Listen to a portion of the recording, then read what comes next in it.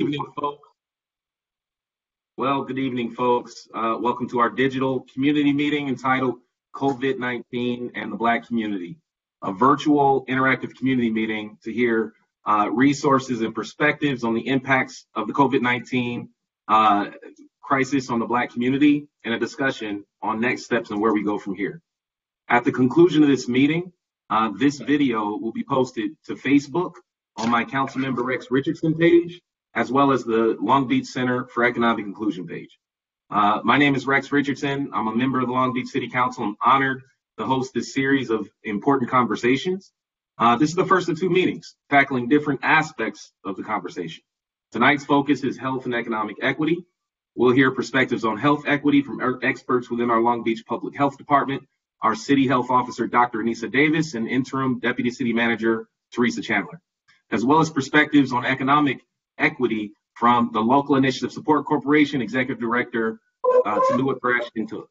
And then we'll continue the conversation, COVID-19 in the Black community, next Monday with a discussion on education, faith, and family, moderated by Long Beach City Council member Al Austin, and a panel of trusted leaders and experts, including Pastor Wayne Chaney of Antioch Church of Long Beach, Dr. Kimberly Johnson of Long Beach Unified School District's Office of Equity, Dr. John Hamilton, Assistant Vice President of Student Affairs at Cal State Long Beach, and Dr. Sandra Hardy, psychologist from the Center for Best Living, based right here in Long Beach.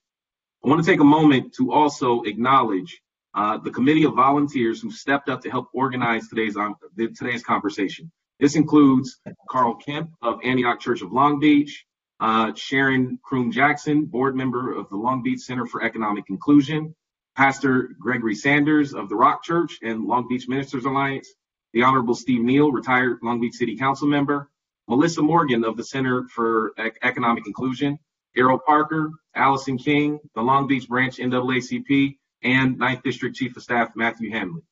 So let's get started with this conversation, and without further ado, I'd like to turn it over to the program's moderator of the day, Carl Kemp, who's Civic Engagement Director for Antioch Church of Long Beach.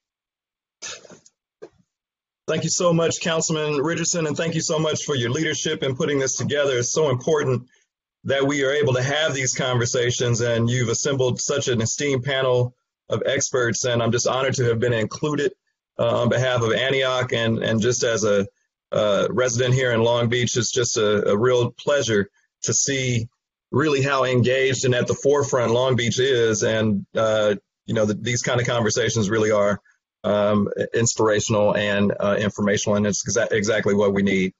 Thank you all for joining today's webinar.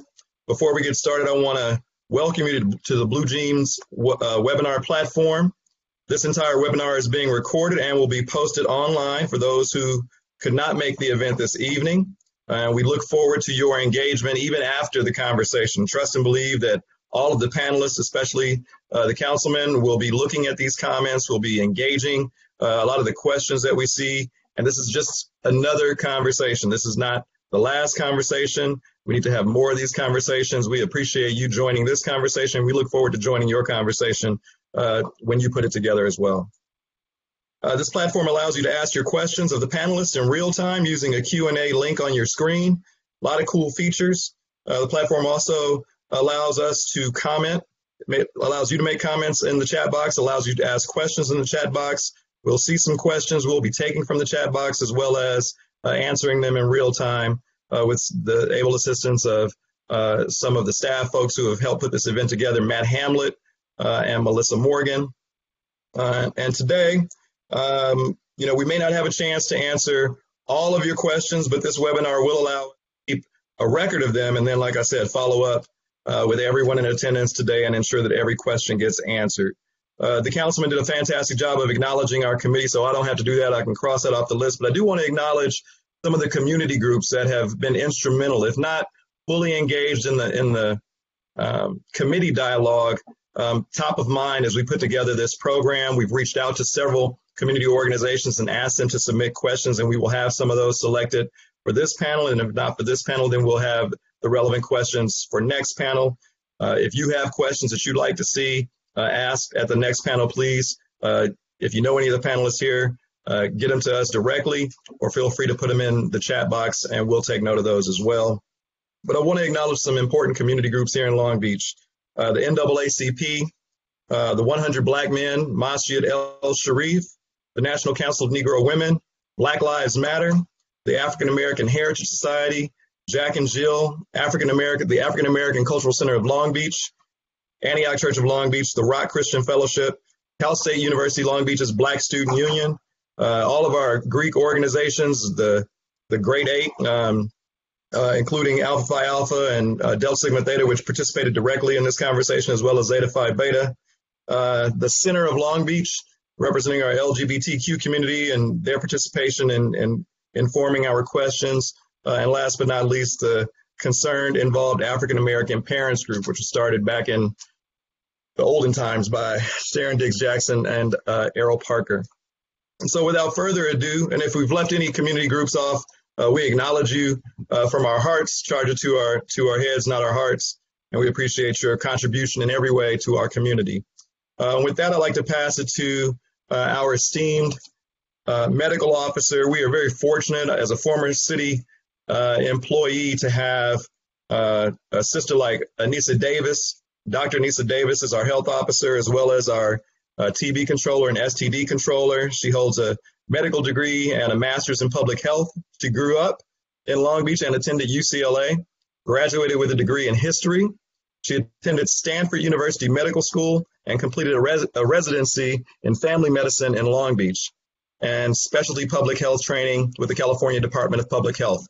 She worked as a family physician providing primary care for over a decade and currently is the city health officer for the city of Long Beach. She lives in Long Beach with her husband, 2 teenage sons, 5 cats, and 1 dog. And so here to give us an update is Dr. Anissa Davis. Dr. Davis. Thank you, Carl. And thank you, Councilman Richardson, for putting this together. So I'm just going to set the stage with what COVID-19 is looking like in Long Beach and give you some data. If we could bring up the first slide.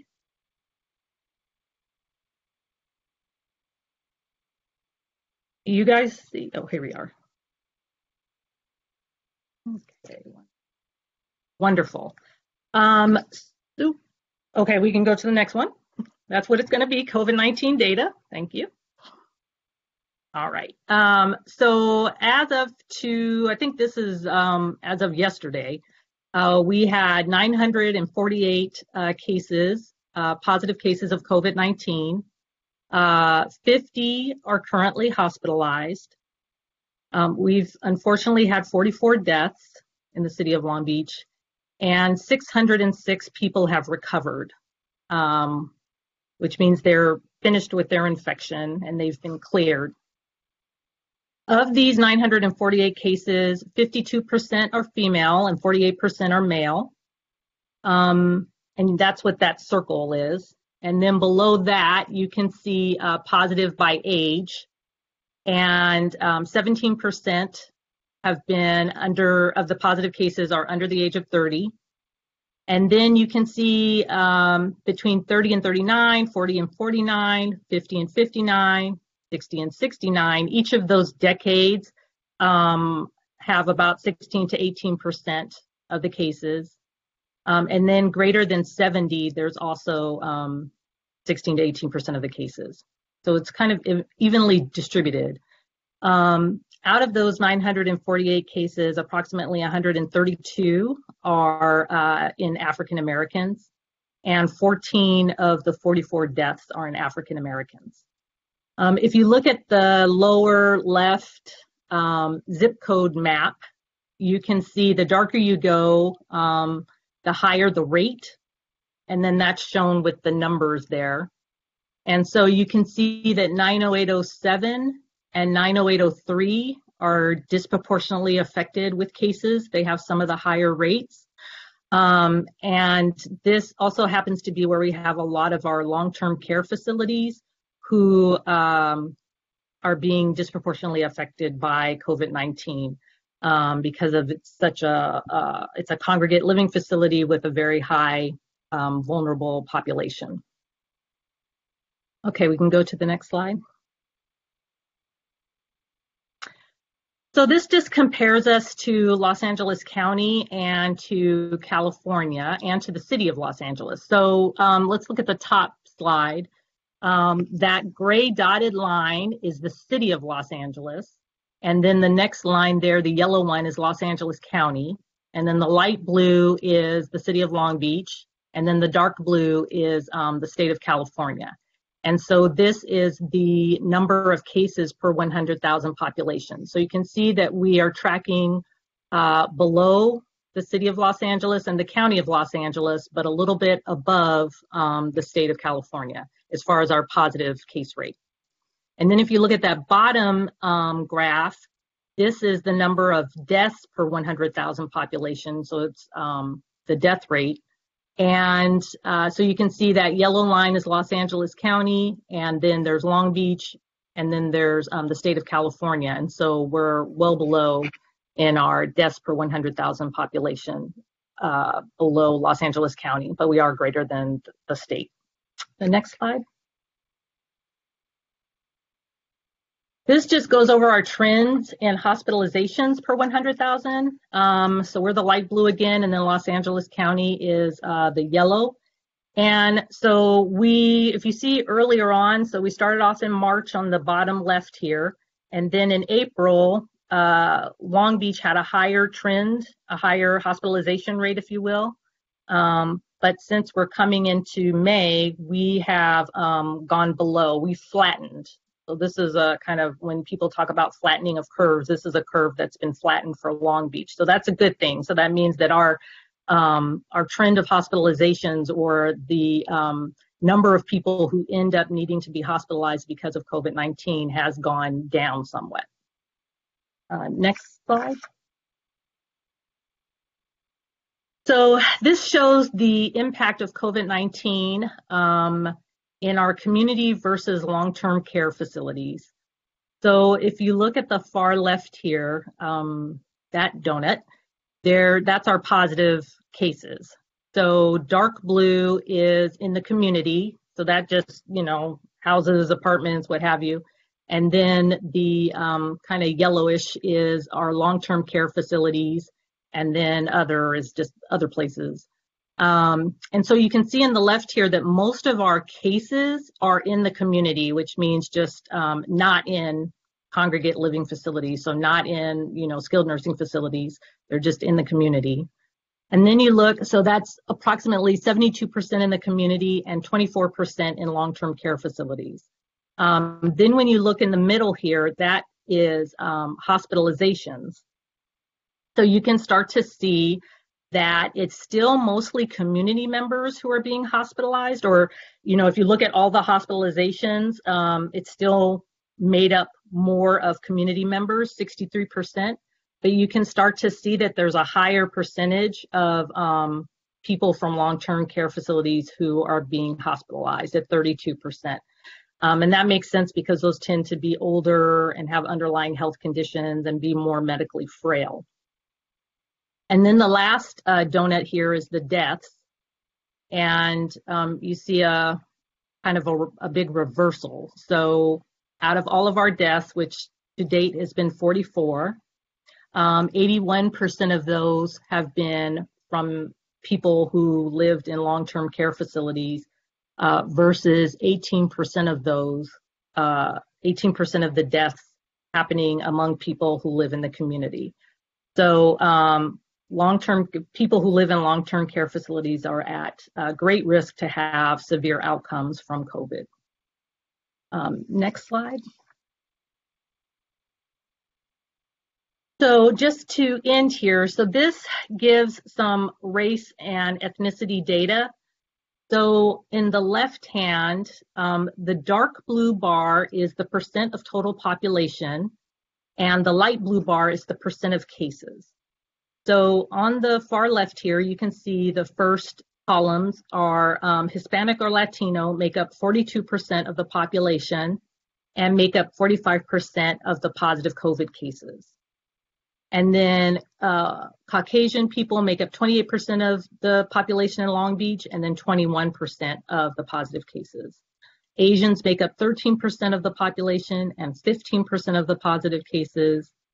African Americans make up 12% of the population and 14% of the positive cases. Pacific Islanders make up 1% of the population and then 3% of the cases. And then there's other. So in general, the number of positive cases is tracking the percent of population. There's a couple of percentage points in the Asian population and in the African American population. But when you're gathering data, that could be within the realm of, just error of gathering data. So it's not such a stark difference. There also could be some differences in access to testing. But in general, this, is sort of what you would expect if there weren't disparities. In the middle is hospitalizations by race and ethnicity. And what you can see is that Hispanic Latino individuals are hospitalized less than you would expect for their percentage of population, because they're at 38%, whereas their percentage in the population is 42%. Caucasian people are hospitalized a little bit less at 24% versus 28%. Asians are hospitalized a little bit more, 1% more than what you would expect for their population. And then here is where you really start to see the disparities or differences in the African American population, because we're 12% of the population in Long Beach. However, we make up 18% of those who end up being hospitalized with COVID-19. For Pacific Islanders, there's also a 3% difference. 4% of those who are hospitalized are of Pacific Islander descent versus 1% in their population. So some things that have been hypothesized about this is the fact that more African Americans have underlying health conditions, which put us at greater risk for having severe outcomes or more serious outcomes from COVID-19. Such as hypertension, diabetes, kidney disease, lung disease, and those types of illnesses. And then if you look at the last box there, that's deaths by ethnicity race, and you can see some stark differences. So Hispanic Latinos constitute 18% of the deaths, whereas they're 42% of the population. Caucasians are actually overrepresented, so they constitute 39% of the deaths versus 28% of the population. This is felt to happen because they're overrepresented in skilled nursing facilities. There's a higher proportion of Caucasian individuals in long-term care facilities, and because long-term care facilities have a very high rate of death from COVID-19, that's kind of what's driving that number right there. And then for African Americans, we make up 12% of the population, but we make up 32% of the deaths.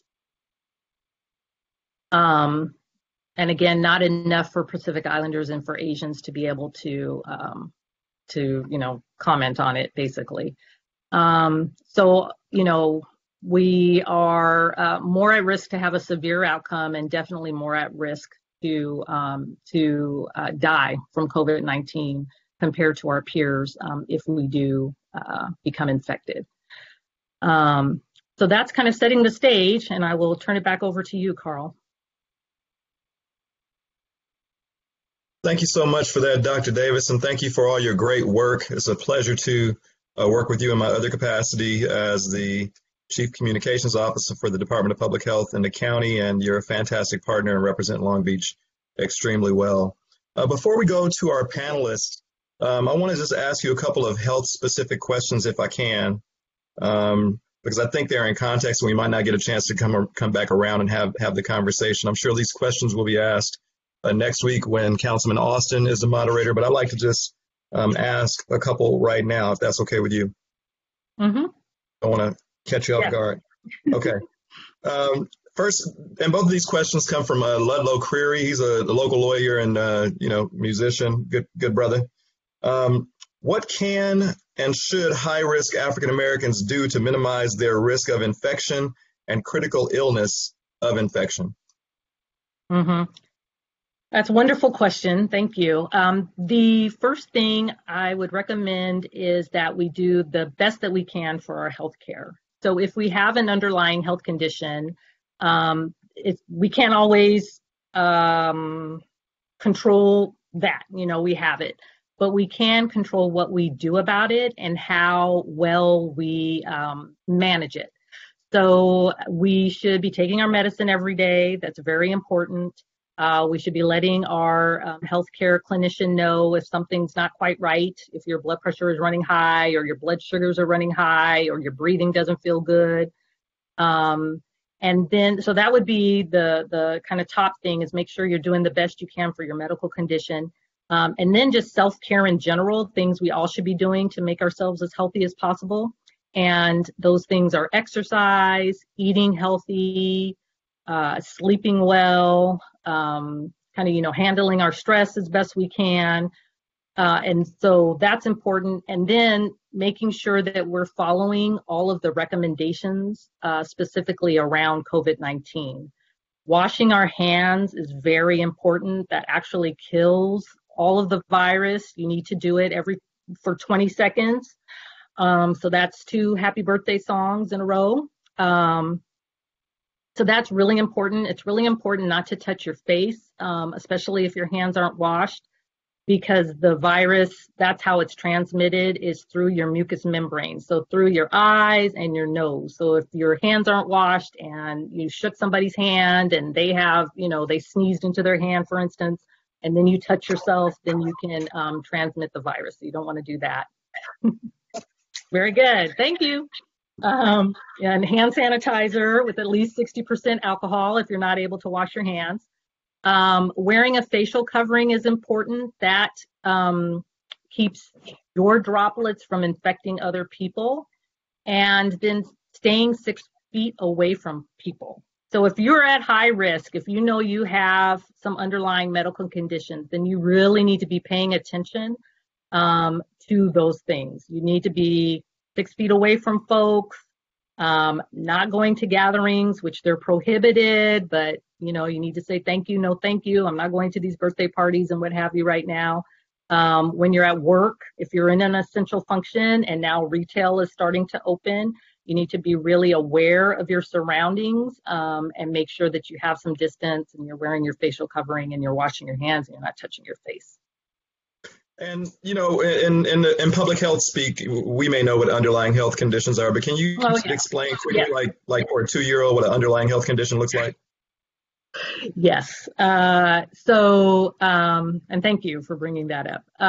So it's basically like a chronic medical thing you have. So high blood pressure is one, diabetes is one, asthma, COPD, which is like emphysema or chronic bronchitis, obesity, so being overweight can be considered an underlying health condition, kidney problems. So it's kind of anything that you kind of end up going, heart problems. So if you've had a heart attack in the past, or you're taking medicine for your heart.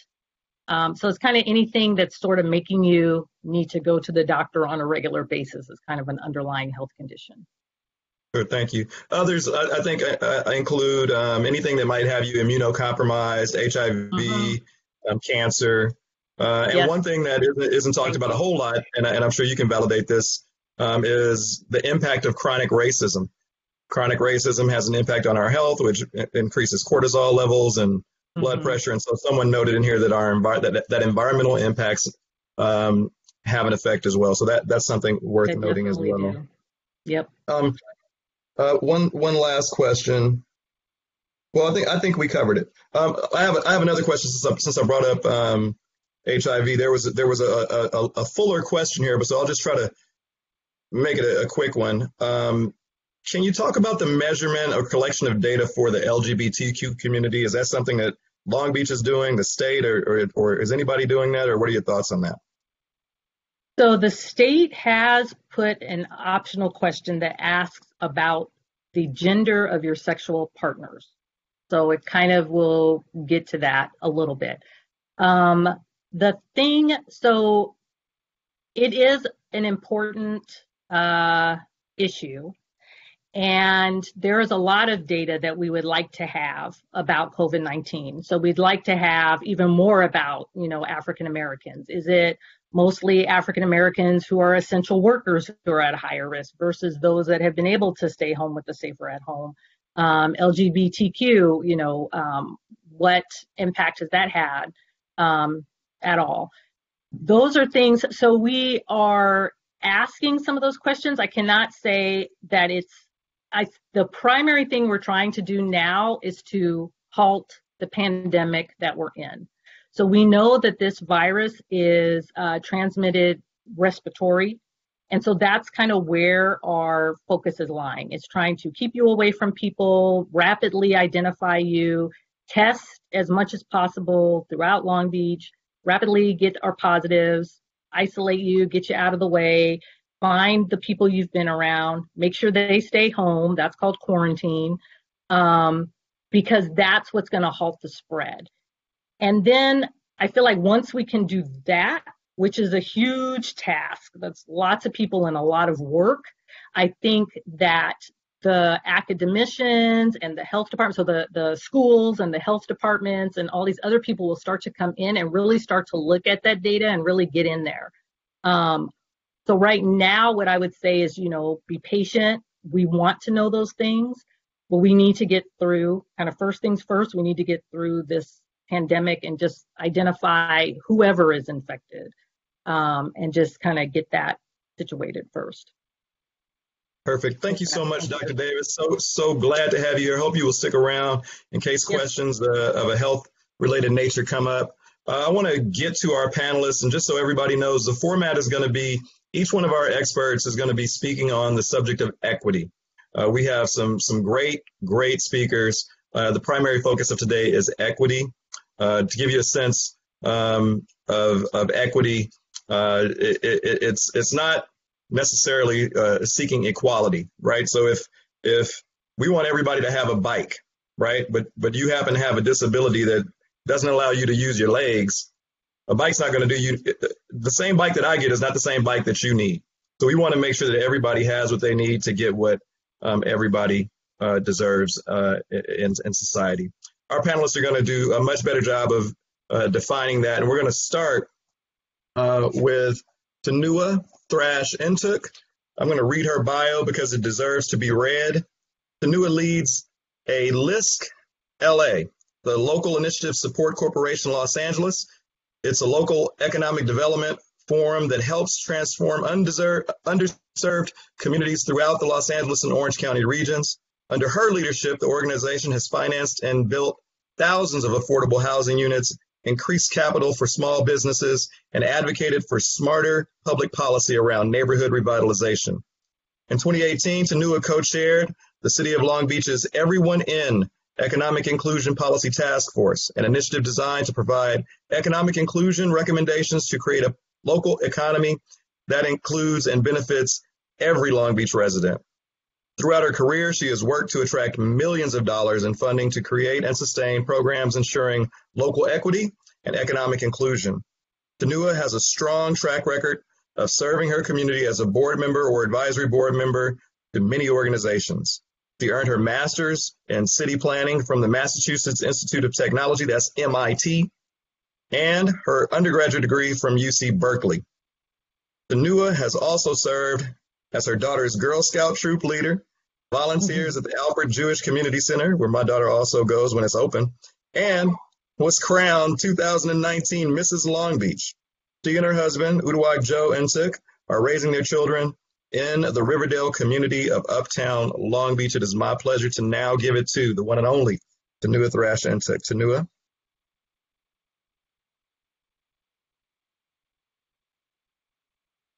Uh-oh. There you go. Okay, great. Can you hear me? Mm-hmm. Yes. Okay, great. Okay, thanks so much, Carl. Thanks for reading through that bio. I wasn't. Thank you to the Councilman, Rex Richardson, for having us on today, and to my esteemed fellow panelists for today. It's great to be before you to talk a little bit about economic equity. What I'm going to do is so that we can walk through just a quick presentation about the issue of Black economic equity in particular during this COVID-19 crisis. I think it's really critical that we talk about the fact that this pandemic not only is having real impacts on our health, but we know that it is having devastating impacts on our small businesses, on our commercial corridors, and in some cases on household finances. And part of what I'm going to do today is just walk through some of the vulnerability indicators in our community and what can we do about them and some on how we can address them. So as was said, I'm the executive director of the Local Initiative Support Corporation. We make sure that we work in partnership with residents to forge resilient and inclusive communities of opportunity to create great places to work, live, raise a family, and do business. Last year, in 2019 alone, we helped to influence capital of more than $35 million by providing affordable housing development, small business lending, economic development lending. We also deploy grants to organizations and small businesses, and we've helped to bring on at least 412 new units of affordable housing. Some of our work includes working specifically with individuals to train them with capacity building resources. So for today, let's talk about what are some of the economic indicators of vulnerability in the Black community as it relates to COVID-19. I'm going to touch on 3 areas where we're most vulnerable. Many Black folks in our community are essential and frontline workers. Our businesses are very, very small. And in some cases, home is out of our control. So let's get into what that all means. According to a recent study, that's the percent of Black workers who must leave their home to work. They're often in positions that put us at health risk, but also in positions that sometimes really don't pay the level of wages that are needed to sustain a family.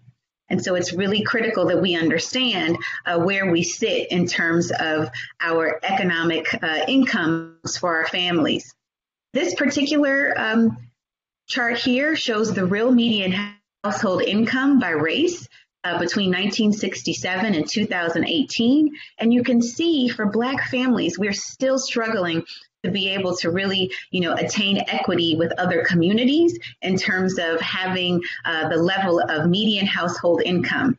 So the green line represents the Black household median income at $41,000, whereas if you pulled all races together, you'd get closer to $63,000. So that's at least a gap for us. And then for the white population, closer to $70,000. And for some Asian communities, around $87,000. Just to give you an idea of what was happening in our community before the COVID crisis. Disadvantaged workers right now, according to studies, are really most hurt by the COVID-19 crisis. Unemployment has jumped to 16.7% for Blacks. They're expecting that to climb, 18.9% for Hispanics. And the joblessness rate has climbed to 12.9% for those who are high school graduates and 14.4% for those who don't have a high school diploma, in comparison to 5.9% for workers who carry at least a bachelor's degree. It's really critical that we understand that we are in, sectors where, we're the grocery store workers, we're the home healthcare workers, we're the transportation folks. We are the ones who are, moving goods in this country. And as a result of that, one, we are more likely to be at risk from having exposure and being out in healthcare environments. And many of those positions all too often don't pay enough in wages. Now let's talk a little bit about our second vulnerability area, and that relates to our small businesses in our community. Of the 2.6 million Black-owned businesses in our country, 2.5 million of them have no employees. That means that we've got a lot of sole proprietorship, not just a lot. Nearly 96% then of Black-owned businesses have no employees. What that means, smaller, we're probably making much less in revenue. And when it comes to the current strategy to try and get relief to small businesses, you've heard it time and time again, you needed a banking relationship. Often, if you're that small, you're probably not having a banking relationship and are probably not going to be able to identify, at least early on, Black businesses were not able to identify a lender from the SBA to help them apply for the SBA Paycheck Protection Program. Right now, we are at least in round 2 of the CARES program, and I'll talk a little bit about that. And the good news is that organizations like LISC and other community development financial institutions are out there helping Black businesses connect. The other issue is that because we're so small, this Paycheck Protection Program was really all about protecting your paycheck, but then there's not a whole lot of employees under which you can use this program for. So a slight mismatch, and we'll talk a little bit about that. The third area of vulnerability for us is our homes. So if you look at the statistic, according to the Everyone In economic inclusion work that we recently did here in Long Beach, about 75% of Black Long Beach residents are renters. Why is this important during a pandemic? When you're a renter, you have much less control over the conditions that are happening around you within possibly a facility. So, for example, you're not necessarily involved in or have complete control over sanitation activities and goes in public spaces. And so it makes it much more difficult to be able to have better control over what's happening in your environment. In addition to that, Black home ownership matters. Part of what we're seeing during this crisis is that homeowners can call their financial institutions and they can get a forbearance on their mortgage. They can have their mortgage payment tacked onto the end of the mortgage. There are options. As a rent, few options. While we have a moratorium in Long Beach in terms of eviction, that doesn't mean that the rent goes away. You still have to pay rent, and it's really critical that more of us have access to home ownership so that we are able to storms. So let's put economic on the agenda. It is absolutely critical given the fact that we are frontline workers, we have small businesses, and still need access to the American dream and home ownership. So we know that frontline workers need our protection. Grocery workers, as this title is saying, they're keeping America alive during this crisis. And what they need from us in terms of solution is everybody should have access to health care. We want to make sure they have hazard pay. They should have access to all the PPE, the personal protection equipment. They should have sick leave, and certainly the right to return to work once this is over if people are in industry. And if necessary, if this happens to happen, the frontline workers or folks we've counted on, they should probably as well get death benefits. One of the other things that Black people are also gig workers, working in the economy where they're independent workers, maybe have a small business, or maybe work a series of gig economy jobs. One of the things that you should know is that during this act that the federal government passed, there is unemployment assistance for those who are working 99 workers. Tomorrow, we'll be hosting a webinar to help you understand how do you access and learn more about making sure you apply for pandemic unemployment assistance. And about that, I'll put that in the chat. The SBA loans are still out there. I'm hearing from so many people that they haven't applied for the SBA Economic Injury Disaster Loan, or what's called EIDL, or the SBA PPP loan. The EIDL loan be able to help a business get $2 million with an interest rate of 3.75. If you apply for the EIDL loan, you go for up to $10,000 in a forgivable loan. The SBA is accepting applications, but right now you want to check because it's been focused on agricultural businesses. And then there's the SBA PPP program. This is the one that helps small businesses maintain their payroll during this emergency. If you're looking for a lender, please see me at LISC. We also have on our LISC website other lenders who could also help you with this particular product.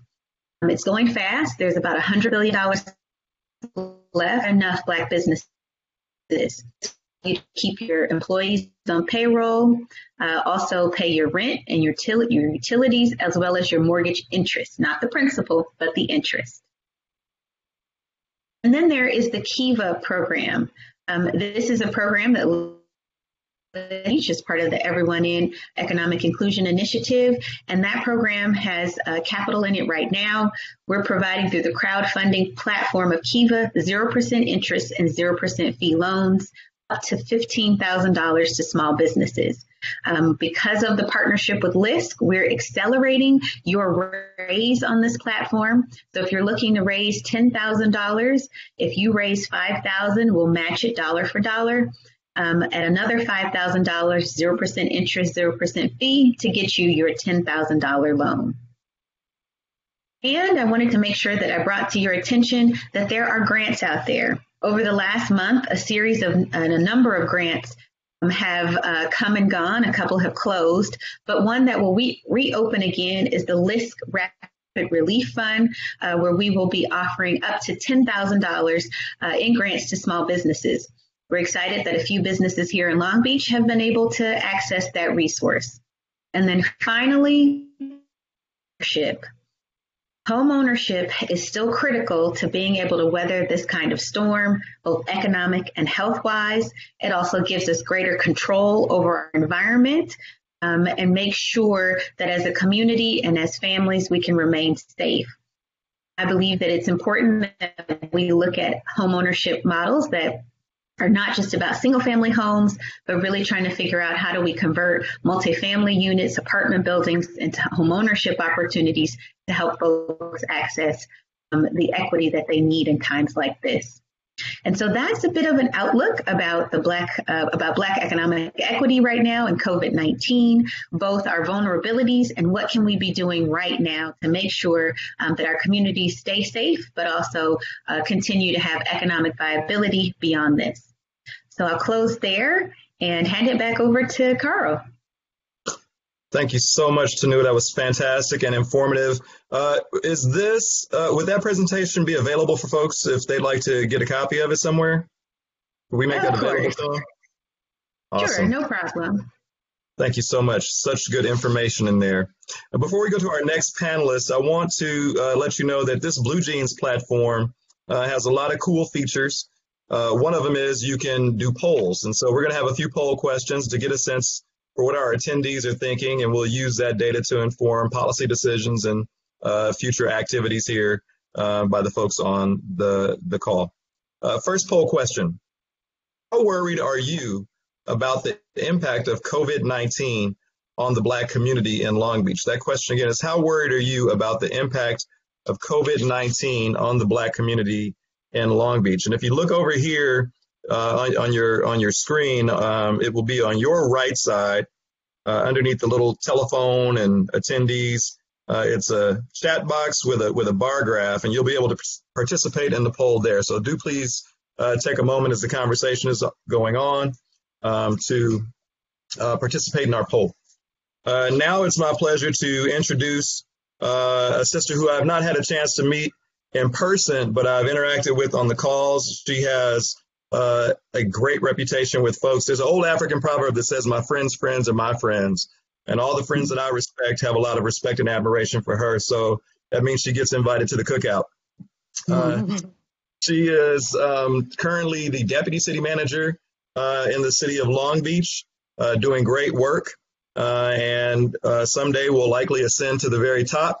I'd like to read her bio because, again, she deserves it. And here we go. I'm going to read her word for word because it's worth it. Teresa Chandler is currently serving as, it says interim here, but I'm going to just go ahead and drop that off. Teresa Chandler is currently serving as the deputy city manager for the city of Long Beach with a scope of elevating the city's coordinated efforts related to homelessness, violence prevention, youth development, and she also provides oversight to the city's innovations team. Guides projects related to eliminating homelessness and plans for future funding related to these and other areas of need. Teresa began her career with the City of Long Beach Department of Health and Human Services in 2015 as the city's homeless services officer, and soon after moved into the Human Services Bureau Manager position.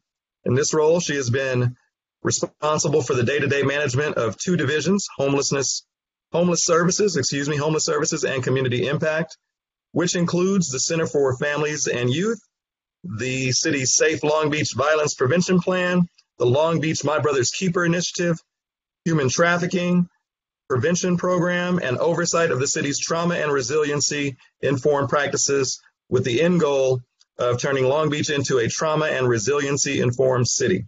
Teresa has a bachelor's degree in psychology and a master's in public health from San Francisco State University, and more than 20 years of management experience in both public and nonprofit organizations. It's my pleasure to speak to us, to introduce to you Teresa Chandler, who will be speaking to us about health equity. Madam Manager.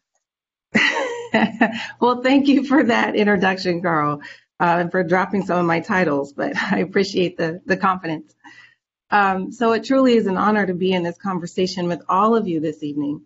I wish we were coming together under better circumstances, but I keep saying to my colleagues every day as we're working over here in the Emergency Operations Center that I believe that this is truly going to change the way we do business going forward. So I want to thank Councilmember Richardson for inviting me here to talk specifically about health equity. And as a public health professional, I just have to say I've never been more proud to be in the public health field than I am today. And so everyone that put this program together, and thank all of you for joining us in this very important conversation. So I'm going to share my slides, so give me a moment.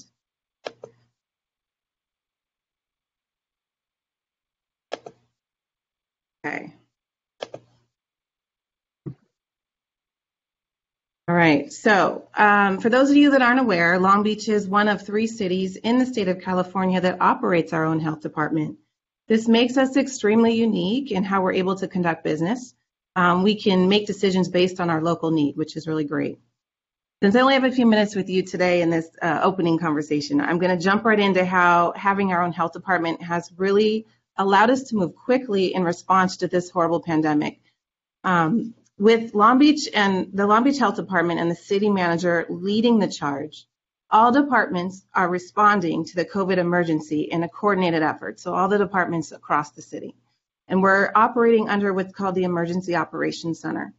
So in a very short period of time, we have been able to localize local health orders. So our health orders are informed by the federal, state, and county orders, but we also can localize what we need here in Long Beach. I have to stop before I go through this list. I need to send out a huge thank you to Dr. Davis and our health director, Kelly Colopy, for their expertise and leadership throughout this entire crisis. We're able to collect data that in real time can inform our decisions on a daily basis, sometimes by hour to hour. I'm sorry, Teresa. Mm-hmm. Teresa, just quickly, is there a presentation that's up right now that you're reading? I don't think anybody can see it, so I'm gonna go ahead and share it from my screen. Okay. Yep. Sorry. It's okay. Let me try to get out of it then. Okay. And we thank our attendees for bearing with us. For some of us, this is our first time using this platform. You know, we're learning as we go. Absolutely. So Tanu has been on this platform before, so she's got one up on us. All right. Well, I'll just continue. And Matt, if you can get the screen up, then that's great. But if not, then we'll just go with it. Okay. It's up. So it's up. Okay. Fantastic. Mm-hmm. So we're able to conduct case investigations and contact tracing, which is specific for Long Beach.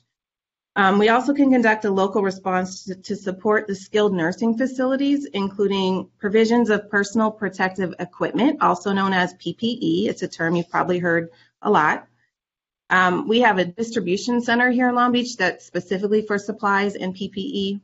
We've created clinics where people can get rapid assessments where it's free healthcare that actually keep people from going to the emergency rooms to keep the emergency rooms open.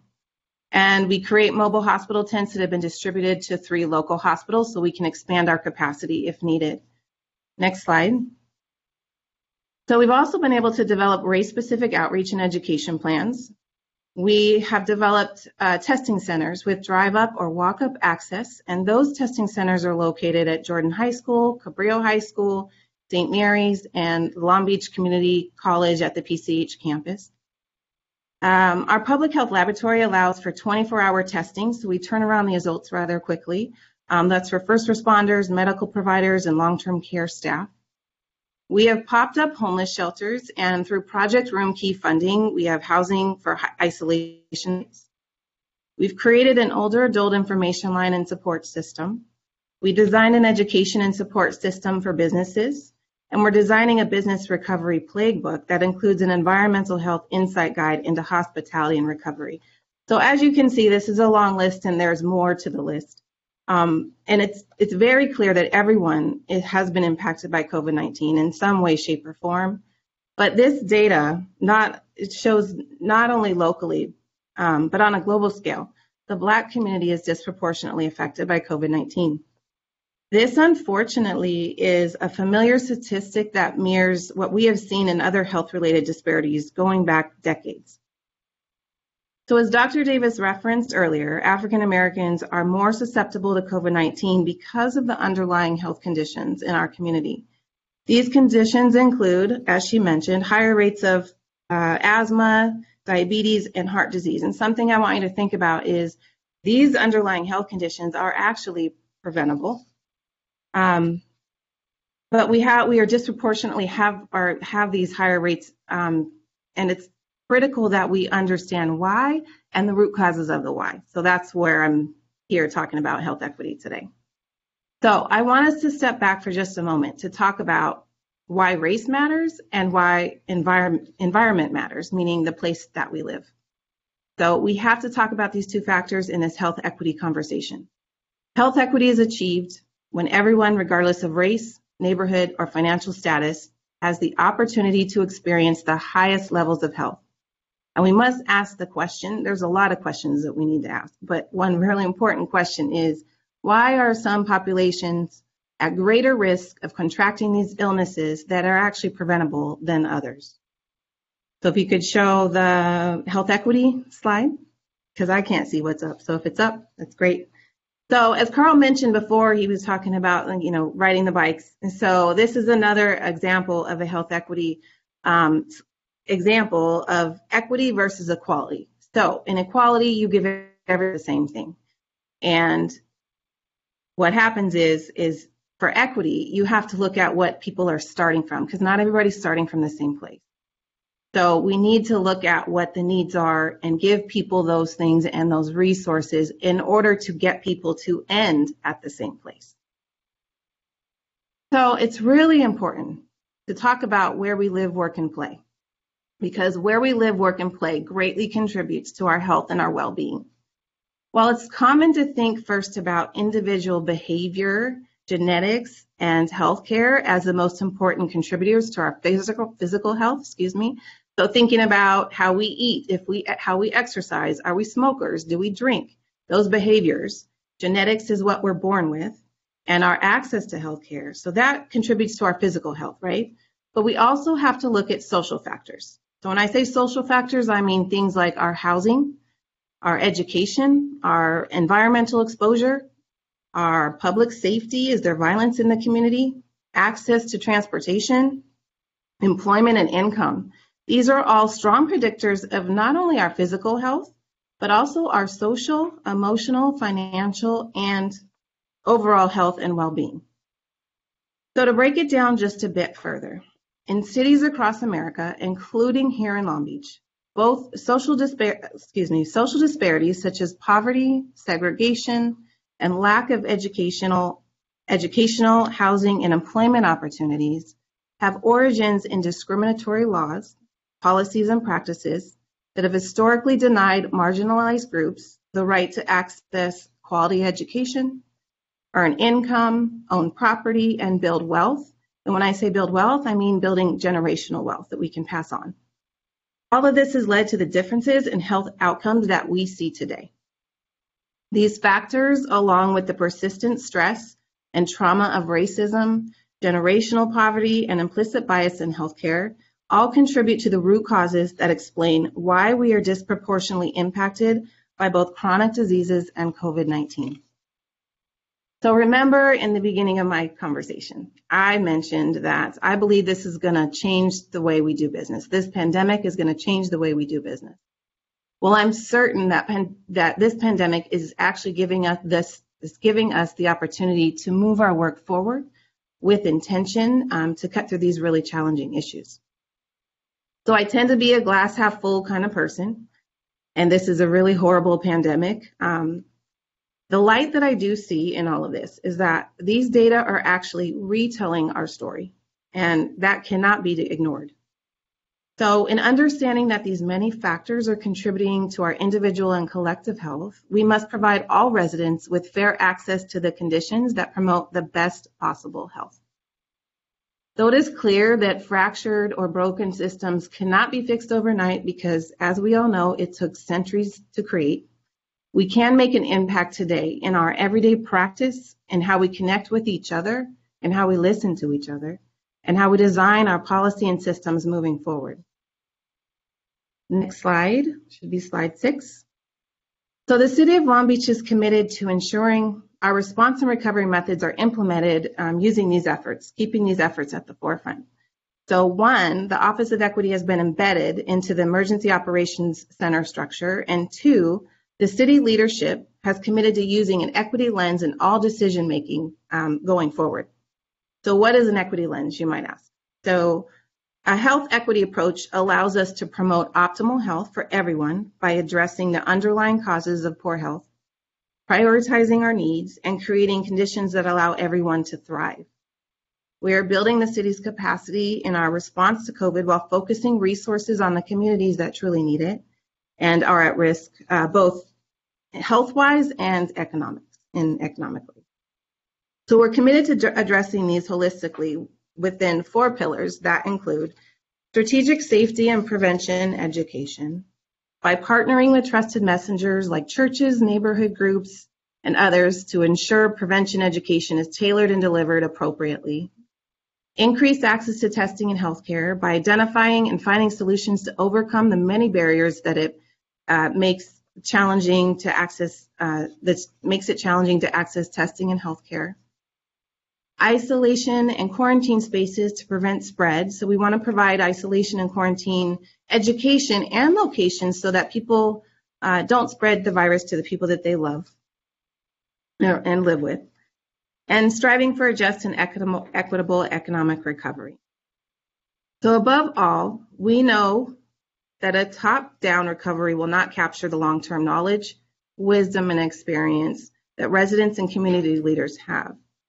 We are all uniquely positioned to be the agents and owners of community change. So I do have just a small call to action, if you want to call it small. It's time to change the way we do business moving forward by moving the needle, continuing to have these conversations on many different platforms, make the necessary changes to policies, rebuild our systems, and work in solidarity to build on our resiliency and collective strength as a community. And for that, I want to thank you all again for inviting me to be here with you today, and I look forward to connecting with you in our movement forward. That's it for me. Thank you so much, Teresa. That was a fantastic presentation. And it's so wonderful to hear that Long Beach is taking official equity policies and having you on the program. They obviously know you're on the program. And so now the community that is watching knows where Long Beach stands on equity and can hold the city to account. So it's good to have you at the helm and good to have you pushing that program. I'm going to move the program along because I want to get into some dialogue and I don't want us to run out of time. If it pleases the councilman, if it's all right with the crowd, we may go a little bit over, and those who want to stay for the after party can, but we understand it's a 1-hour program, so we're going to try to keep it pushing. I'm going to read Councilman Richardson's resume here because, again, it deserves to be read. Councilman Rex Richardson represents the 9th District in Long Beach, North Long Beach. He serves as the chair of the Long Beach City Council Economic Development and Finance Committee and chair of the Long Beach Housing Authority. He served as the Long Beach Vice Mayor from 2016 to 2018. Regionally, he's the president of the Southern California Association of Governments, the largest metropolitan planning organization in America, representing 191 cities in the Southern California region.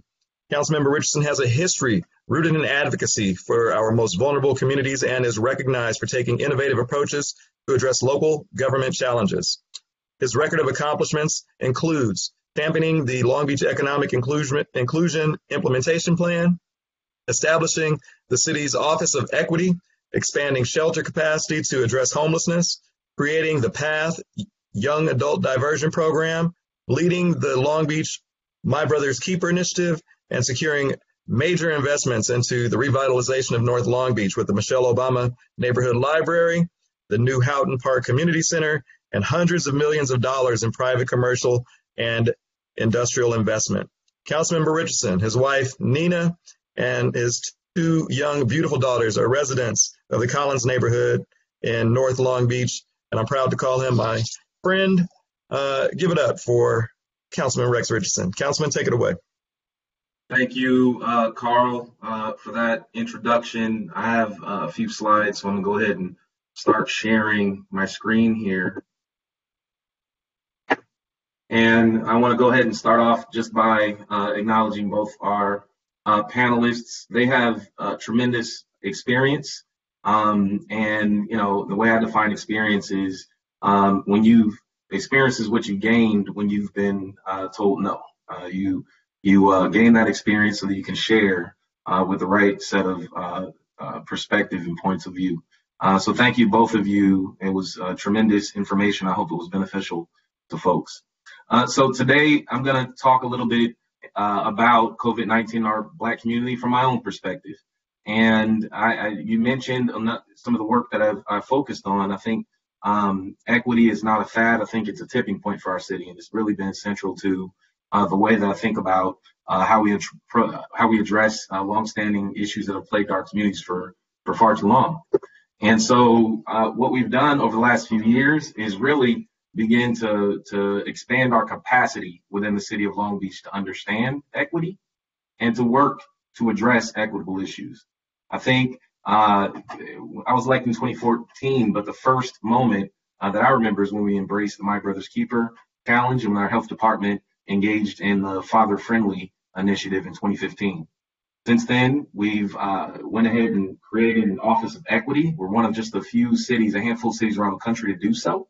That was in July 2016. And so Teresa did a good job in saying how we've actually baked that in to our Emergency Operations Center, which has been incredibly helpful. The next thing we did, we've been engaged in a number of national conversations and national cohorts, one of which is the Governing Alliance for Racial Equity, and secondly is the National League of Cities Race, Equity, and Leadership Initiative. Both of those allow both city management and city council members to exchange ideas and understand what's happening around the country and where do we stand in terms of this conversation of equity. And so we've engaged in both of these. We've participated in these national conversations, and it's helped us to put our own selves in check and in perspective. Next, here in the city of Long Beach, I want to lift up and recognize Tanua. She's been a partner with the city of Long Beach on our Everyone In initiative. This is an initiative that I led and brought in a number of organizations, but most chiefly LISC to help LISC and PolicyLink to help us navigate. And so we established an economic equity profile. The link to that profile has been shared in the comment section, so you can get a copy of that. That was commissioned by the city of Long Beach, but conducted by PolicyLink and USC's Program for Environmental and Racial Equity. We also went through a 2-year process to establish an economic inclusion plan for the city. That's been adopted by the full city council, and that is a plan that we need to continue to implement. So just some perspectives. So we've all heard this term, when can we wait for the economy to turn back to normal? When would things get back to normal? Well, we live in systems and structures, and they're not neutral. They're laced with values based on what we prioritize, and they're laced with race and gender. And we don't want to necessarily say that everything about the way the system was we want to return to. For example, when we say back to normal means 25% of the black homeowners in our city, black residents in our city are homeowners, and Tanua lifted up at 75% of renters. 63% of black women-headed households are rent burdened, meaning they're paying over 30 and 50% of their incomes on rent. You've heard about how from our economic stability and education standpoint, black workers are primarily employed in retail, transportation, automation, and public administration sectors. Those are essential workers. That has a direct connection to the way that COVID-19 impacts our community. Also, 2020 was a benchmark year in that this was the year it was predicted that 44% of jobs would require at least an associate's degree, and 33% of those jobs have this level of education. And of blacks, individuals in our black community have this level of education. So that's not necessarily something we want to return to. We want to take this opportunity to address some of these fundamental issues. We also know that average life expectancy prior to COVID-19 in Long Beach at birth is 80. The average life expectancy is 83 years, but black residents have the lowest life expectancy at 79 years within the city. I would love to live 79 years, but if I can get an extra 4 or 5 years, I'd love to have that. But we already have amongst the highest mortality rates within the city prior to COVID-19. And in terms of more social and community context, our community has also experienced negative growth over the last 16 years, 12% decline in our population. And our population is centered mostly in northwest and southwest neighborhoods of the city, which are areas that are exposed to higher levels of pollution and respiratory issues. And so these patterns, I have to tell you, these patterns of disparity, they don't happen by accident. The system is not neutral. The system is doing exactly what it's designed to do. And so what we have to do is make sure that we are thinking about systemic solutions to systemic problems. Here's something else I want to share. It's really important in this conversation. Our direct ability as the city of Long Beach to respond to COVID-19 is directly connected to other levels of government. And I'm going to give a great example of how inequity and how COVID-19 response will directly impact our communities, the entire city of Long Beach, including our most vulnerable communities like the African American community. So the Federal Relief SAFER program, it provides direct relief to cities, 500,000 and above. Now, what does that mean for us? We're about 470,000 residents in the city of Long Beach, and we have our own unique health department. And we are deploying resources into testing, protective equipment for essential employees, running an emergency operations center. Well, since we're below 500,000, the city of Los Angeles, who's above 500,000, has received $700 million in direct support to allow them to respond. So when you hear about the city of Los Angeles is doing gift cards or debit cards preloaded to help people make it through, and you hear about programs coming out all the time, it's directly connected to this funding, this federal funding. Sacramento, which is slightly larger than Long Beach, slightly larger, has received $86 million from the federal government to directly respond to its crisis within its city. City of Long Beach, you see this, we have received $0 of support from the federal government in terms of the SAFER relief grants. Secondly, the state of California. The state of California boasted a multi-billion-dollar deficit just months ago. Well, today, its deficit is projecting is 4 times greater than the rainy day fund. And therefore, the state of California at this point has made no commitment, $0 of commitment to the city of Long Beach so that we can help lead the response here on the ground for our most vulnerable communities. And then the county actually received over $1 billion from the federal government. And as of today, there has been 0 commitment to the city of Long Beach. And so these are, just to put it in perspective, we, as the African American community, are really interwoven into the tapestry of our whole community. If the whole community is served, guess what?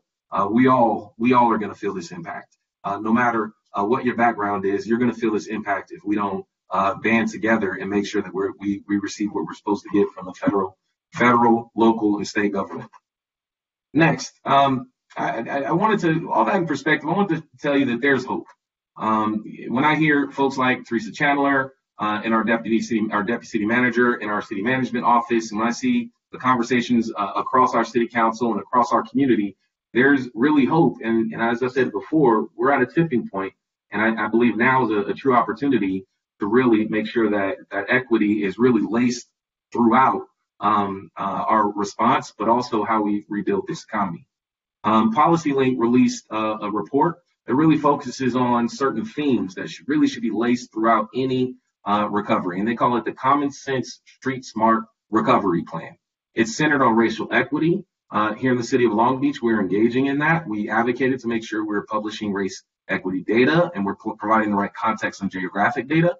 The PolicyLink says, put people first. How do we talk about the individual experience of our people? How do we make sure that we are describing this in a way that we are describing humans as an asset-based framing? The better our people do, the better our community does. How do we make sure that we invest in infrastructure? Infrastructure puts people to work and it improves property values. There are only positive benefits to investing in infrastructure in this moment. And then finally, we want to protect and expand community voice and power. I learned through the My Brother's Keeper work that if you really want to, government's good at building systems and building structure, and community groups are really good at calling out where there's deficits and dismantling those structures. They're both two sides of the same coin. You need one another. Community groups to hold you accountable and government to build. And it's only when they come together is when you can truly have a functioning, equitable form of government. And so we need to continue to expand community voice and power. I think this platform within the African American community and other conversations happening across the Latino community, API community, they're all great examples of continuing to expand that voice. Next, we've spent the last 2 years on the Everyone In plan. We need to implement that plan. That means expanding contract opportunities for minority-owned businesses, women-owned businesses, small businesses, social enterprises, so they can benefit from the purchasing opportunities at our city of Long Beach, our port, our airport, our transit agencies, our colleges, our Cal State Long Beach, our Long Beach Unified. We need to continue that work. It's essential. There was a lot spoken on homeownership opportunity. There's some opportunities that we need to really place a focus on as it relates to down payment assistance and HUD certified housing counseling. We need to continue to expand inclusive workforce opportunities, decentralized workforce, put them in our parks, put them right next to our schools, make them as accessible as possible so that we remove barriers, particularly in this situation.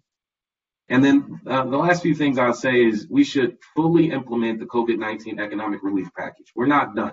City Council put forward a list of measures, and those measures, we continually need to revise those measures. So on Tuesday, next Tuesday, we're going to be voting to extend the eviction moratorium from the end of this month for 3 more months. When we initially set that date, we didn't know what to expect, and the end of May was when we thought that the stay home situation would be over. And we know that it will be wound down, but it is not over. On Tuesday, 5/19, 75% of the African Americans in the city are renters, and we need to expand this protection for those renters.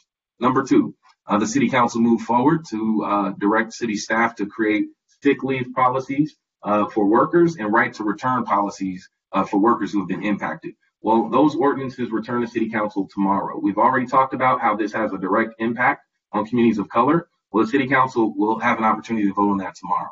Next, Teresa mentioned an equity lens on COVID-19 staff memorandums. We want to make sure that we're paying attention to those equity lens statements. When resources come out, like the emergency small business loans, I want to see the equity lens to see how many of these small business loans and grant resources are actually going into the hardest hit communities. I want to see that. And then lastly, we're all in this together. We need to demand Long Beach's fair share from the county, state, and federal government. There's only 30,000 people difference between the size of Long Beach and the size of Sacramento. but they've received $84 million and Long Beach has received zero. We have our own public health agency. All of the work we're doing around health, we haven't been reimbursed for.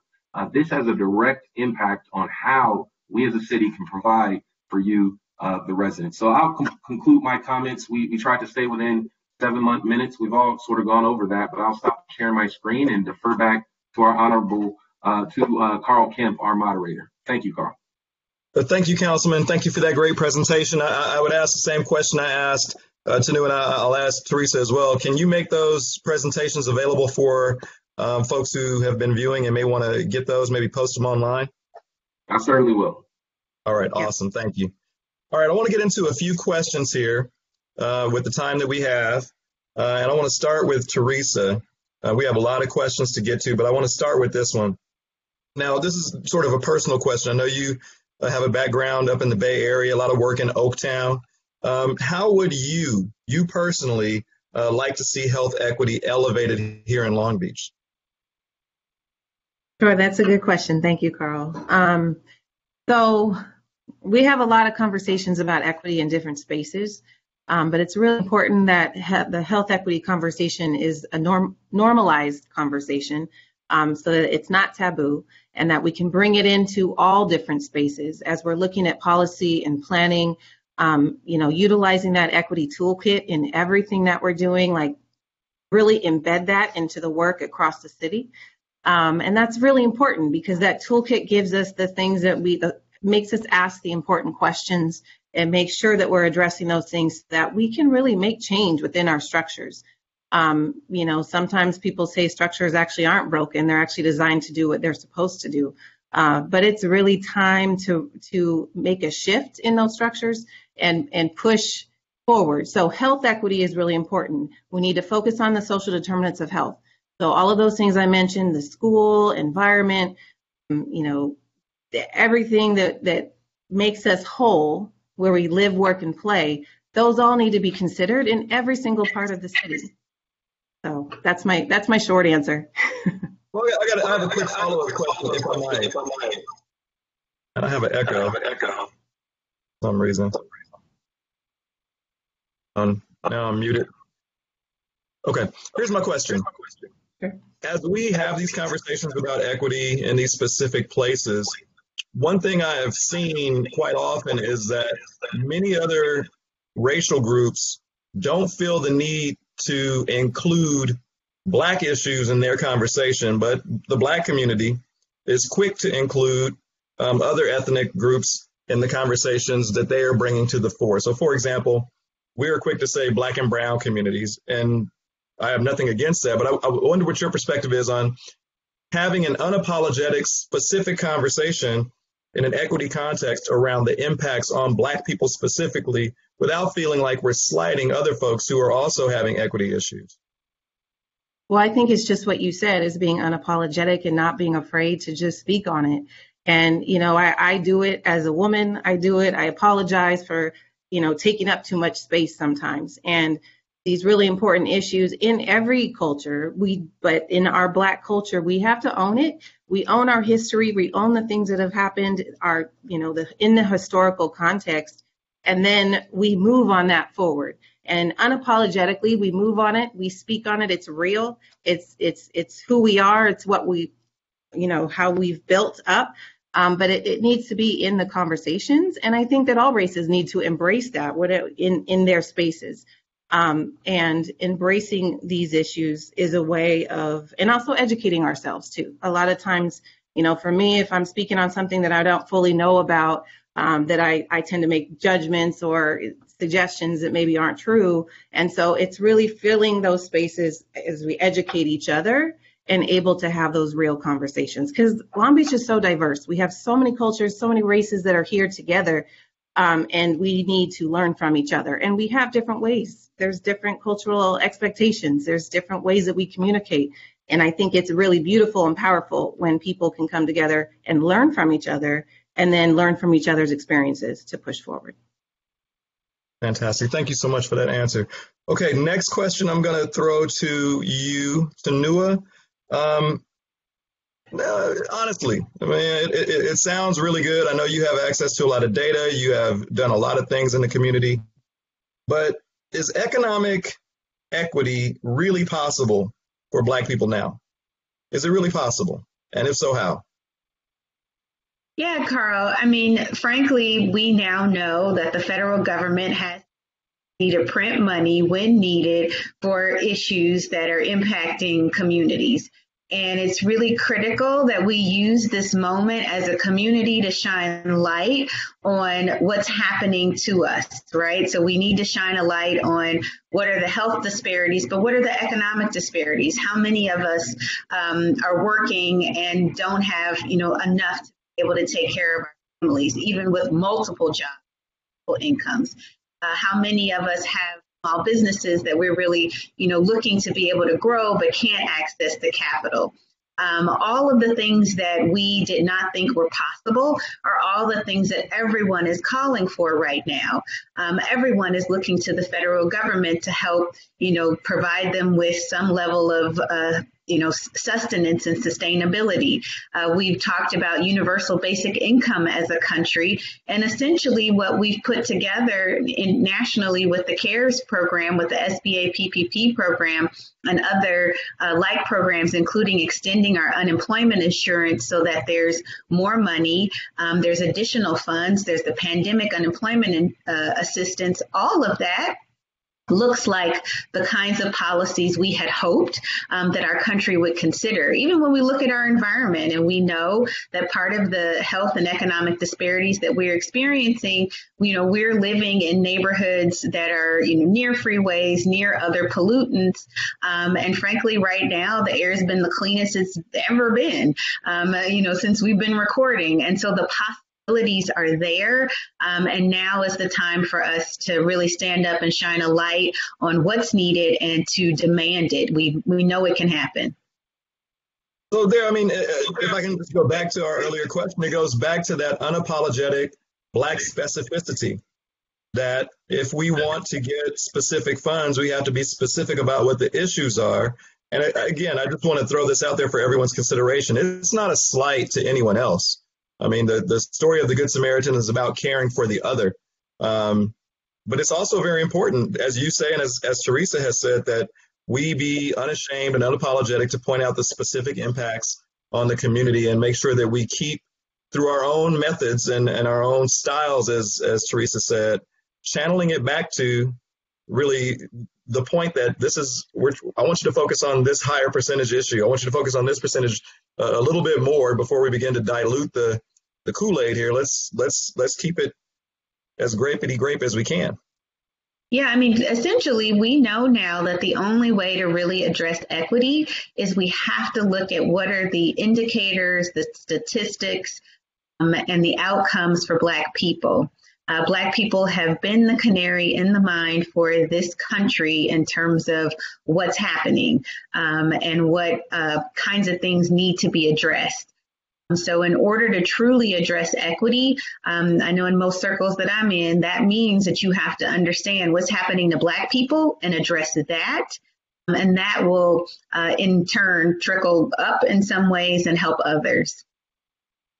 And what I love is that we have so much data in the presentations that you give. A lot of folks, are less data and statistic based, and it's so good to have people in our Army who we can go to and say, hey, what's the data that I can equip myself with and go into this conversation and start dealing some of these number cards in front of folks so they know I know exactly what I'm talking about and we have to deal with these specifics. So thank you for that. I want to ask Dr. Davis a question before coming to Councilman Richardson. Dr. Davis, this question comes from Masjid El Sharif, and I'd like you to address it because I think it matters for all congregant settings across the religious spectrum. What they ask is, what's an appropriate and recommended number of congregants for religious services with social distance protocols as we go back to normal? And I think another way to ask that question is, do we have a sense of when we're going to go and allow folks to have in-person worship services? And really, what does that look like from Long Beach's perspective? Right. So thank you for that question. So the city, we have a safer at home order, the city of Long Beach which, a team of us developed, but I am the person who's kind of the regulatory authority who puts this thing forward. So that was done under me as the health officer. And then the state also has a safer at home order that they have. So in both of our orders right now, no gatherings are allowed. So you cannot have an in-person gathering of any sort at this time. We are all moving through recovery and opening up our economies and our societies and what have you. And so we're kind of right in the beginning. We just started this basically last week with opening up some of our trails, some of our recreational activities, and we'll continue to do that. Our retailers, you can go for curbside and pickup now. So that's kind of where we are now. And we're kind of, working with the state. They kind of have the ultimate authority on how fast we can open up. We can open up slower, but we can't open up faster than the state. So we'll be looking to them to guide us as to when gatherings will be allowed. There's many stages and many steps. So mass gatherings will be kind of further along. There may come a time when maybe less than 10 people can gather for whatever the reason is. And there'll be a lot of restrictions in place or adaptations, like you need to be sure that you can maintain physical distancing, you need to wear a facial covering. People who are at higher risk for serious outcomes, folks with that underlying health conditions or older, probably won't, even when we are allowed to gather again, will still not be recommended to go out and to be in these gatherings because COVID is just so easily spread. So I think the short answer is we don't know. Not right now. So that we can't do it right now. We will in the future, in the next coming weeks. And it will be with a lot of adaptations, very small numbers, with a lot of different ways of doing it to be as safe as possible. Fantastic, thank you. And I'll just say, as a addendum to that is, we are all missing each other in a physical way, and we all like to fellowship, whether it's religious or otherwise. But I really just want to strongly encourage everyone to realize that if we are the most impacted, if we're in first place and last place, then we have to be last back into the norm. Because one thing that I noticed, and it may not be politically correct to say, that once the data started coming out that the folks that were disproportionately impacted didn't look like the person who gives these daily press conferences in the White House, then it was a rush back to business. When folks began to feel like this doesn't affect me, it affects these people over here that have, that are black or brown or something other than white, disproportionately, all of a sudden their hands start, getting rubbed back together, and they wanted to rush back to getting together. So I want to recommend to our folks, at least the folks who are involved in this conversation, this is just Carl's own personal opinion, not anybody but mine. Let's be vigilant and be the best in washing our hands, having the most stylish face coverings. Let's get back to the head nods and keep those handshakes in our pockets. We have polls going on. I want to, let you know of a new poll that we're going to do. It's up, but I didn't announce it. The poll is, what challenges are you most concerned about as a result of how COVID-19 is impacting the Black community? So again, check out our polls over here. We have some of the poll results in, and I will, because I don't want to hunt through here. Matt, can you tell us what the results of our first poll were, if you can hear? And then I'm going to come to you, Councilman, with the next question. I can hear you. So it looks like of our last poll of how worried are you about the impact of the coronavirus on the Black community in Long Beach, we had 24 total respondees. Of those, we have 38% said that they're extremely worried, 46% said that they're very worried, and 17% said that they're somewhat worried. There was no one that listed that they were not so worried or not at all worried. Great. Thank you. And Matt, I just want to tell you that my brother who is listening in from Virginia, former Command Master Chief Raymond Kemp over the Navy's branch in Europe and Africa has given you many shouts out on my text machine over here saying you're doing a fantastic job with the answers you're giving in the box over there. So way to go. We appreciate you. Councilman, I know that you've done a lot of policy work. You've put this thing together. You do a lot of stuff behind the scenes. I've always admired how your brain works. From the very first time I got a chance to meet you when you were chief of staff for Councilman Neal. With respect to the data and the specificity, can you talk a little bit more about how you're advocating for getting data in context for how we report it here in Long Beach? In other words, how do we disaggregate and extrapolate those things that are specific and of interest to the things we're talking about here, and what you've done in that regard? Sure thing. Thanks for the question. So, I'm not a data expert, but I do read what the city publishes. And, initially when I had to sort of learn what was the process to publish race data. City council asked the question, we stay on top of it, and we're unique in that we have our own health department, and they stepped up. They were able to aggregate enough data to release race data. And that allowed us to really understand more fully how to address and respond to this crisis. Then there was a little bit of a question. We began to break out geographically how certain communities are impacted. And when it initially came out, it was painted bright red over 90805. And we did the same thing. We had to take a look at why 90805 zip code seemed as if it were that's the North Long Beach community, as if it were impacted at a more significant rate than other communities. But when we sort of peeled back the layers and took a look at it, 90805 is the largest zip code in the city by far, almost double or 3 times the size of other zip codes. So you have a fifth of the city's population there, fifth of the city's students there. Within that zip code, once you broke it down per 10,000 or per 100,000 residents, you saw that the 90805 zip code actually wasn't the context wasn't presented very clearly, so it wasn't telling the correct story. And so what that did for us in a practical sense was we went from being very reactive about telling people all the things that didn't go wrong to changing the narrative and being proactive. Hey, we have this data. We opened Jordan High School for testing. We opened a second site at the other Jordan High School for testing. It allowed us to be more proactive and less responsive and reactive in how we address it. So that's a little bit of the work that the City Council and Public Oversight in the community has to do to make sure that we really have an inclusive response. Appreciate that. So let me ask a follow-up question on that. So what, in terms of the next step, we've got the data, what might you imagine would be the next step at the city council level for something specific to address what the data is telling us about how the Black community is being impacted?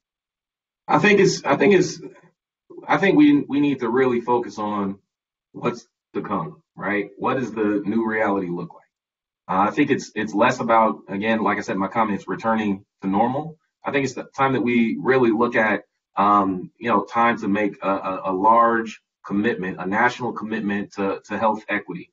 It's time that, Congress and African Americans across the country say it's time for us to end diabetes. It's time for us to take a look at our land use and our zoning and say, in a post-COVID-19 world, what does density look like? What does economic opportunity look like? What does public safety look like? What do these things look like? We have to reframe and be more asset-based.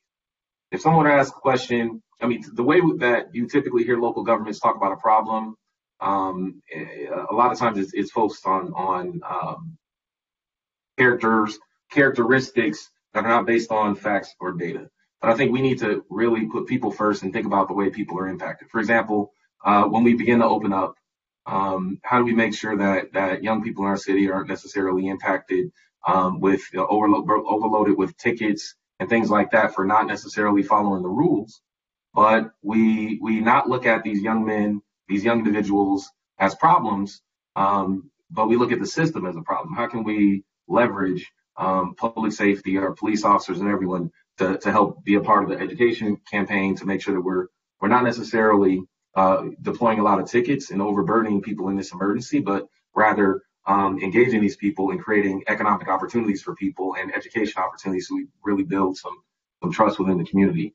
So I think to be more clear, there's got to be a multi-layered approach. We've got to think further than just getting out of this crisis. We got to think about resetting the table so we have a more equitable society, and we have to expand. When we think about equity, we have to really think about more than just inclusion. We have to think about expansion, expanding opportunity, expanding the table, giving people a seat at that table so that they can receive an equal share, an equal opportunity at that seat, at that table. So there's a lot we need to do. Well, good. I appreciate that. I want to have a quick follow-up question talking about expansion. Obviously, you know, we're over time now, so we're in the after party right now, and I don't know how much longer you want to go, Councilman, but one of the things that we're encouraging folks to do is wear masks. And I just want to speak to something that I think that, you know, is heavy on the hearts of many of us in America, certainly in the Black community, and that is the murder of Ahmaud Arbery. And as we think about the disproportionate impact of violence and murder of unarmed Black men in America, and we're telling folks to wear masks to protect themselves, I've heard this question asked a couple times: is there something to be said to, and this may be for you too, Madam Manager, something to law enforcement about how to deal with masked Black men in a post-COVID society?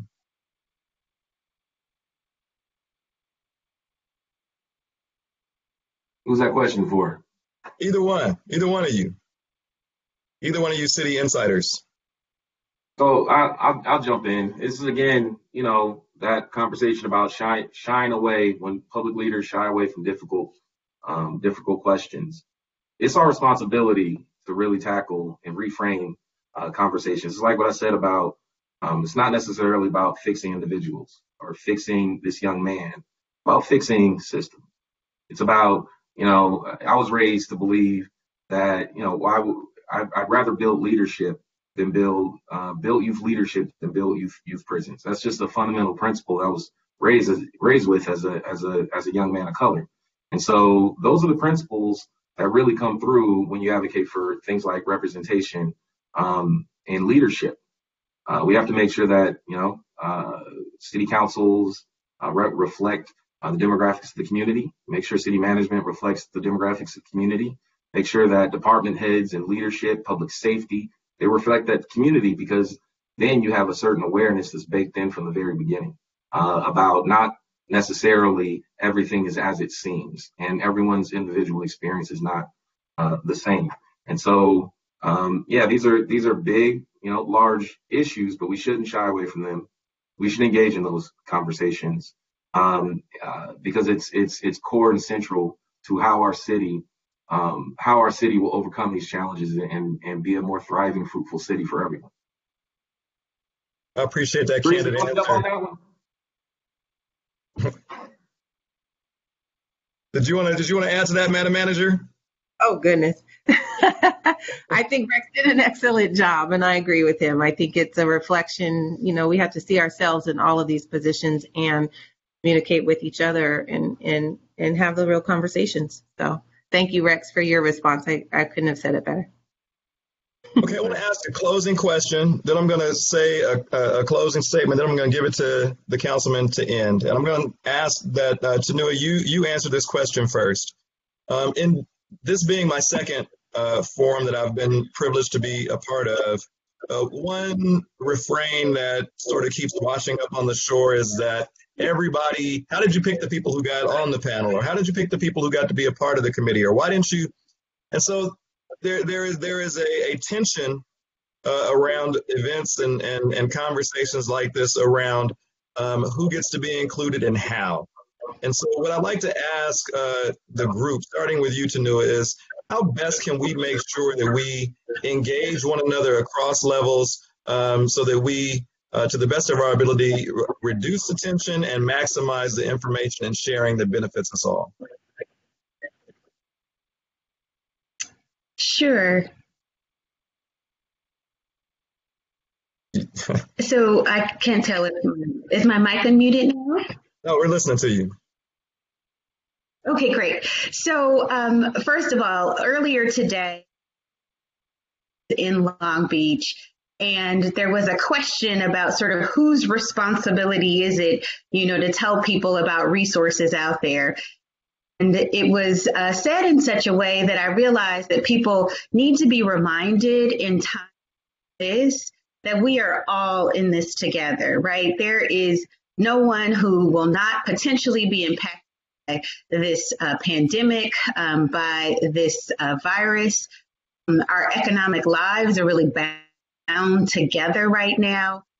And I personally happen to have expertise around what's happening with the SBA and the Paycheck Protection Program, PPP. I have a lot of knowledge and resources around, what are different strategies that we can use to move capital into our community. My goal right now is, you have no idea from where help might come. We are in a circumstance where, the potential to glean something from someone who you had not necessarily thought before. Frankly, the world is turned upside down. The people who are the grocery store workers, the guy who came and picked up my trash today. Those are our heroes right now. And so I would say, that the tension has got to go away. We've got work to do. We've got to make sure that we are all connected and that we are all able to access resources right now. Great. That's an awesome answer. Thank you so much. Madam Manager. Yes. Well, thank you. I would say we're creating a lot of different platforms where we're just listening to each other. And I think it's really important that we go into different spaces. I mean, it's hard. We have to do more virtual. We'll do it more virtually. But really figuring out how we can have these conversations in all kinds of different spaces. Really, we're doing listening sessions in the Emergency Operations Center and part of the city where there's different work groups that are focused on different areas. And I am in the group that's focusing on our Black population and these conversations. And so we're creating all kinds of ideas. So this is where I'm asking that people, if they have ideas and they want to jump in, like, come on, let's go. We all got, like Tanua said, we've got work to do. And so there's not time to eliminate people from that. It's like we all have to come together and, I'm available. People have my email address. They can call my office and we can sit down and have a conversation. And that's really what it's about, is starting there. And then there's so many creative ideas. We have to come up. We have to think outside the box. We have to take risks. We've never done this before, right? Have we been in a pandemic? They happen every 100 years, right? So this is giving us a platform and a new space. It's a new time where we can actually do things differently. So I just encourage people to speak up and speak out, but, connect to us. We have these platforms where you can connect to policymakers and leadership, and your leadership, you are leaders in your community. So let's do this together. So that's what I would say. So don't be afraid to reach out. Awesome. Thank you so much. Councilman, same question. Thanks, Carl. What was that question? You got a lot of folks who say the conversation is not dynamic and diverse enough, sort of an intra-Black conversation. And so you have some folks who feel like they haven't been included. And this is sort of not constant, but sort of a regular refrain, as this being our second, and then we have a third coming up, and I don't expect it to go away, but you could just speak to how we better engage and include folks in the dialogue.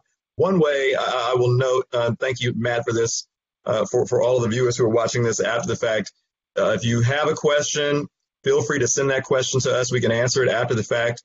If we didn't get your question answered during this and you're viewing, please put it in, and Matt will make sure it gets answered. So, Councilman? Sure. So I believe in civic engagement. I believe in giving people a seat at the table. Before I served as Steve Neal's chief of staff, I was an organizer, community organizer, South LA, working with blue collar workers. And it's just, something I know, I understand. It's sort of working with the community, grassroots leadership. I have to tell you, it's not perfect, and there are just as many people when you open that door just as many people who you get that reaction, let's just close the door because we're doing fine before we even let those folks in. But there's essential to have those conversations. I talked about it earlier. Government, they build programs, they build institution, right? Their pensions are connected to it. Their resumes are connected to it. Their gut reaction is to sort of defend what it is they built. In community, they're the ones impacted and served, and they're the ones who identify the flaws, the chinks in the armor, the issues. They're two sides of the same coin. You have to have, in order to have a functioning government, you have to have robust public dialogue. You have to have opportunities for people to weigh in. You have to open the door and let people in. I think the conversation that we had, the first conversation moderated by Pastor Sanders, was a great conversation, a great start. And look what's come of it already. You see that there's already been a Latino, Spanish-led community conversation of the same format, an API conversation. You see a second African-American community conversation happening now, where in this one, people are able to take polls and surveys, answer questions live, chat. This is a great discussion you're seeing taking place within the community. And it happens again next Monday. And so what you're seeing is really organic, is unique in that this format of folks sitting at home talking about these issues and how they're impacted, it really demonstrates that we really are truly in this moment together. And we have to really count on one another and share our ideas and solutions. And when this is over, we're the ones we can count on. So that's what I would say about that. We have to just continue to talk to one another and continue to engage. Thank you. My answer to that question is, to add to that is the only ingredient I would add is patience. We have to be patient with one another. We, as a people, have to be patient with one another, and I remind myself of that all the time. So, thank you for those comments. Want to just say that we have one more poll going before we close. How did you hear about today's webinar? You guys could log on to that. Let us know. The results of our last poll: 52% of the folks who responded to the question about the challenge that they're most concerned with responded that income reduction and job loss is their number one concern by an overwhelming majority. So I see it's creeping up on 8, so I'm going to bring this plane in for a landing. We have another good event planned next week. I want to start by saying thank you to our panelists. Such a wonderful, wonderful presentation by each and every one of you. I learned so much, and I will watch this again when I don't have to pay attention to so much other stuff. I can pay attention to your presentations, and thank you for making them available to the public. Councilman, thank you for your leadership in putting this together as a follow-up to the first one. Thank you to the committee, all of the committee members who worked hard to make this happen. But, your staff did a fantastic job. Melissa Morgan did a fantastic job of putting the flyer together and helping to put this whole thing together. A lot went into this. And I want to just thank every person who had a hand in it, and especially thank you, the viewers, who took the time out of your schedule to be a part of this important conversation. During our planning committee, Pastor Sanders asked that, we find a way to end this in a hopeful way. And so, the hope that I gleaned from this as the moderator, as a participant, as a 30-year resident of Long Beach, and as a 47-year resident of a Black body, is that the hope is that we are engaged in a conversation of substance. We are engaged in a time where many things that we thought would have changed by now are actually worse than they've ever been in our lifetime. Yet we are redoubling our efforts and we are engaged in a conversation for change. That's what's encouraging to me, is that in the midst of all of this, we're using technology to have a dialogue, to gather facts and data, to keep that systematic change moving, and it's across the diaspora. And so I really applaud Black Long Beach. This is a wonderful thing. I don't believe anybody who says that Black Long Beach is lacking. We can always do better, but this is the evidence that we're doing great. Next week, we have another fantastic conversation being moderated by your colleague, Councilman Al Austin. It's wonderful to see you and Councilman Austin coming together for important issues that affect the Black community, and we're looking very forward to that. So I thank you. I thank everybody for letting me be your moderator. I apologize I didn't get to everybody's questions, but it was an honor to be a part of such a great event. And with that, I'd like to give it to Councilman Richardson to close us out. I think you did a great job, Carl. Let me just say to you, thank you for, first of all, your African rap you got going on in the background. We appreciate that and recognize that. Thank you for helping come on board and helping to organize this effort. To our esteemed panelists, Teresa Chandler, our Deputy City Manager, we're just thrilled that you participated today. You had a lot to offer, and we look forward to your leadership within this city. Tanua, you as always, you bring a wealth of information and resources. You've been incredibly helpful to the city of Long Beach. So thank you for taking your time to share all of that really pertinent economic information with our community. It was much needed and well received. Dr. Davis, my neighbor, as always, thank you. We're so proud to talk about it all the time. Not only that we have our own health department, but we have a tremendous fantastic health officer that's helping us make the right decisions for our city. Again, we'll be back next week. I look forward to seeing that incredible conversation on education, educational equity, faith, and family. It's going to be an incredible conversation. Thank you all for tuning in. Incredible thanks to all the staff that helped pull this together, and we'll continue the conversation. We're in this together, folks. Take care.